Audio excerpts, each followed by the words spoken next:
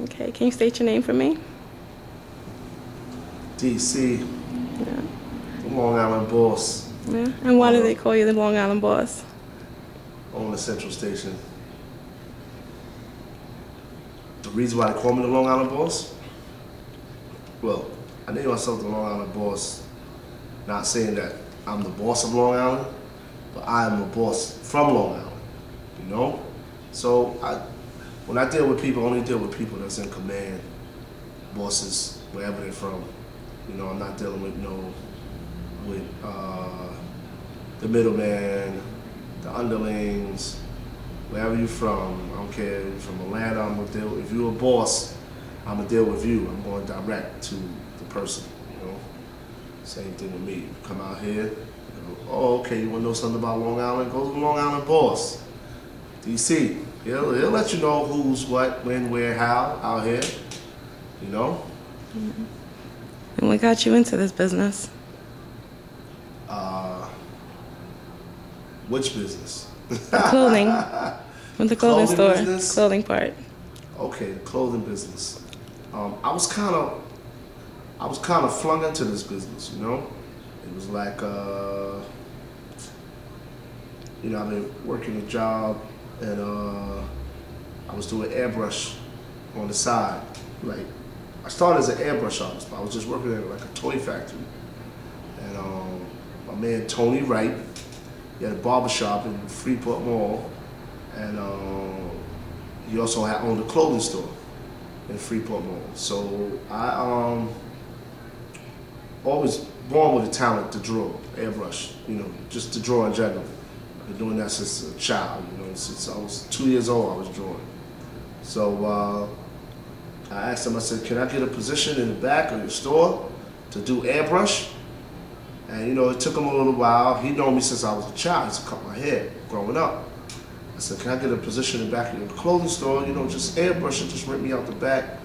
Then he, after badgering him, you know what I'm saying? He finally ripped me out the back. So then, you know, I started my airbrush career from there. And then I quit my job to do airbrush in '92. You know, and but I always had an interest in clothes because at that time I was always dressing in a Tommy Hilfiger, Polo, Benetton, and I mean from that's '92, but well, we was dressing with that way before the '80s, you know, '88, '89, Tommy Hilfiger, you know, before a lot of people even knew what it was. Then just so happened is, make a long story short, he got sick. The owner of the clothing store got sick. And he said, well, I see you kind of like got an idea of what's fashionable and what's this. So he just said, you know, I left some money in the register, left a couple $100 in the register. And I'm gonna let you just go to the city and just, cause he had took me to the city and I bought a couple of things for him. Like I said, yo, get this, get that, get this, and it sold quick, you know? So everything I would touch, it sells fast, fast, fast. So he said, you know, it seems like you got a knack for like buying clothes and doing, so he said, you know what? I want you to, you know, go to the city and buy what you want. I didn't even own a store there, I was just buying the clothes and stuff for him. So I went to the city with the little $200 he gave me, and you know, went there and bought some stuff. And then from there, started selling. I was taking all the old clothes that he had, because Tone, you know, he's like almost 80 years old now. So at that time, he was probably like, I don't know, that's almost 17 years ago. So that was, you know, he was older then still. But he would buy a lot of stuff that wasn't really fashionable for the young crowd at the time. So I would take all the old stuff he'd buy and flip it into the new fly stuff. And then selling, coming back, giving them mad bread. Like he would, you know, his store had never made that much money before, you know?